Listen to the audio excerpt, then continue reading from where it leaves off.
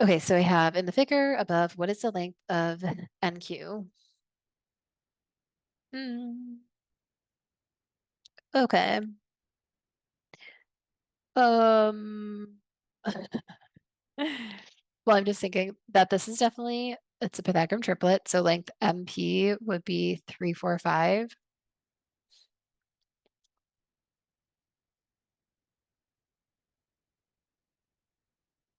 I mean, personally, I would solve it that if I were to flip this on its side, so the right angle is N, height, this is M, and this is P, and we have that NP, it's 4, this is 3, and I know this is 5. So I can calculate base times height divided by 2 and get what the area is, which would be 3 times 4 divided by 2 equals the area, which would be 6 is equal to the area. So I know that's the total area of the triangle.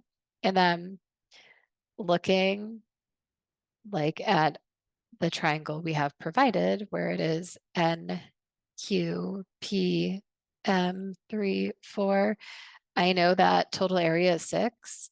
So area equals base times height divided by 2. I know the area is 6. It's the same triangle. I know that the base we established was 5.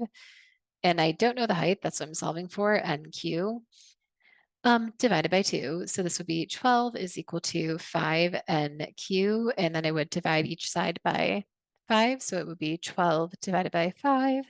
And that gives me the answer, which is 2.4, equivalent to the height here, which is NQ.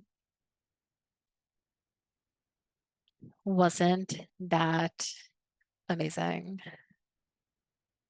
Hi guys, I'm Jackie. Thank you so much for watching this video. Please be sure to like, comment, rate, and subscribe if you like this video and you want to keep getting more amazing SAT questions. Thank you again and have a amazing day.